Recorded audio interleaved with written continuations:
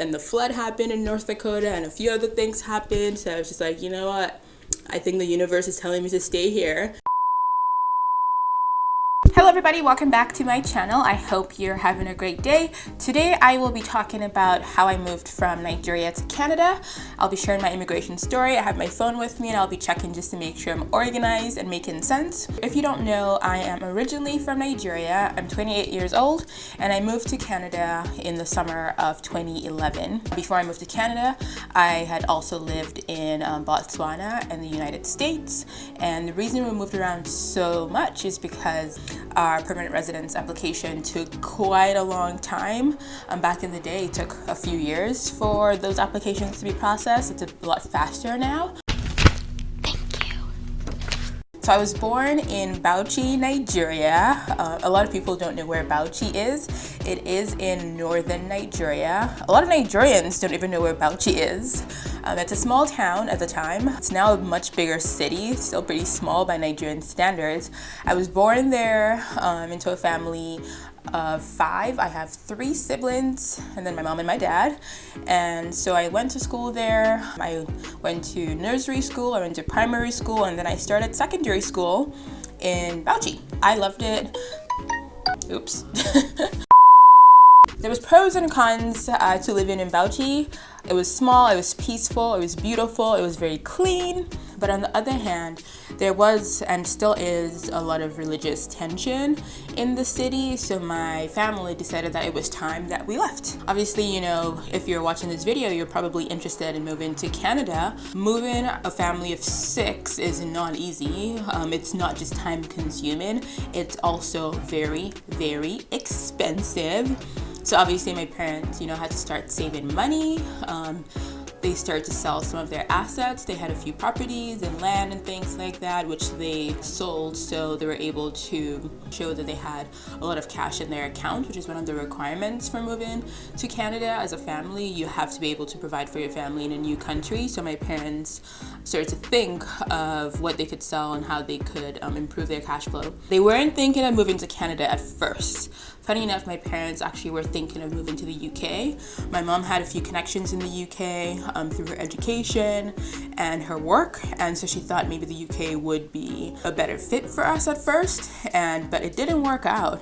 So I just remember back in the day, my parents just being on the computer for hours being like, I wonder where else we can move to. And they decided that Canada was the place for us. When they decided that Canada was the place, they also started to think of what cities in Canada would be a good fit. Obviously, Canada has lots of wonderful cities. My parents eventually chose Victoria, and the reason they chose Victoria was because Victoria was quite small. Victoria also has really warm weather. My parents were not about the snow, so they chose Victoria for those reasons. My dad is a lawyer and my mom is a college professor.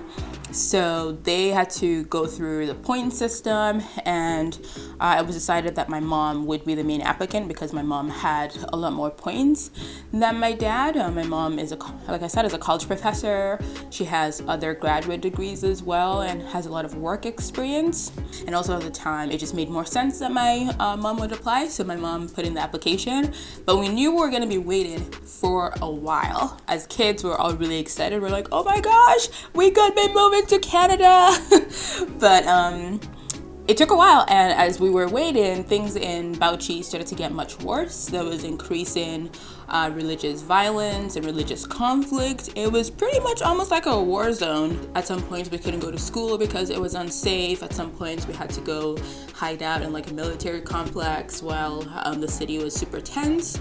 So my parents started to think of a short-term alternative while we were waiting for our Canadian immigration to be processed. So my parents decided to move to Botswana. And if you don't know where Botswana is, it's just right next to South Africa, in Southern Africa. I graduated from high school in Botswana as well. And part of that experience was, making a new life in a new country, although we knew that that was not our permanent destination. We knew it was sort of something to keep us going until we got to our end goal for my parents, which was Canada. That's something my parents thought was a good alternative, and I'm happy they did, because if you've watched any of the news from Nigeria in the past, 10 years, you know that things in northern Nigeria have gotten a lot more crazy. So while we're in Botswana, our application moved forward and we were invited to submit our biometrics. Unfortunately, because we applied in Nigeria, it meant that our entire family had to go to Nigeria to do those tests and medicals. Our entire family of 6 took a long flight across the African continent back to Nigeria to submit our medical information. Although that was a really good sign, we knew that it was not going to be instant that we were going to get our permanent residency. So I was about to graduate and my brother had just graduated, so my parents started to think of where we should go to university, and they thought that the United States would be a good option. My brother and I looked into schools in the United States that would be a good fit. We moved to the United States, and while we were in the United States, our application finally got approved. You know what? It's gonna be okay. Going to school in the US was quite an interesting experience. Most people around the world obviously think of, schools, high school or university in the US because of movies and just mainstream media. And it was nice having, those experiences like going tailgating and going to games and going out with friends and things like that. It was a really fun experience going on spring break. My first spring break trip was in California, which was really fun. And so when I was there, I really loved my school. I made lots of friends, and I had a really great community. So I really wasn't thinking of moving to Canada. I was feeling quite settled. I had a really good life. I was super involved in my university. So if one of my parents told me that our application was approved, I'm like, cool, I can just go to Canada at some point, get all my permanent residency landing documents, and then go back to the States. That was my plan. I was planning to, stay in the US for as long as possible, and then that summer go to Canada, get my documents, and kind of go back and forth. The US and Canada are quite close, so it made a lot of sense. I could just kind of go back and forth, visiting my family while being in school at the same time, but things didn't work out as planned. That summer I came to Canada and I really, really loved it.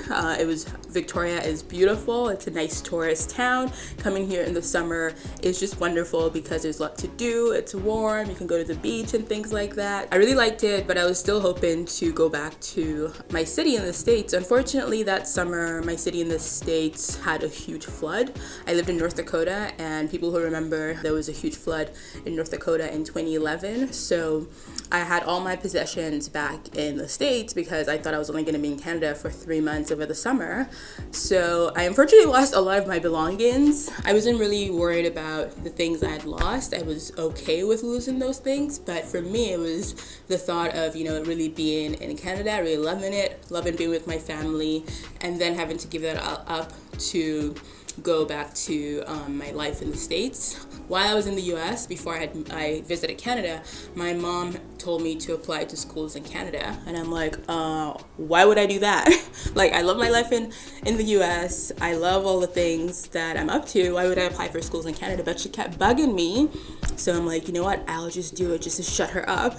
So I applied for school at the University of Victoria just so my mom would get off my case, and I wasn't thinking of ever going there, but I got accepted somewhere around the summer, and then the flood happened in North Dakota and a few other things happened. So I was just like, you know what, I think the universe is telling me to stay here. So I did. And obviously my friends were completely shocked that I was not going to go back to school. It was quite interesting to tell my friends, I thought I was only going to be here for the summer, but sorry, I'm not coming back.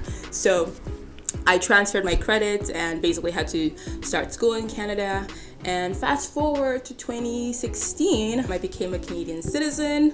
I ought to have applied around 2014 or so, but I was taking my own sweet time, so that didn't happen. But I finally became a Canadian citizen in 2016. The entire process took 4 months. I'm gonna make a video about why my application was that quick. So watch out for that. And since then, the past 8 years, I've built a really wonderful life in Canada, and I'm really happy that I made the decision.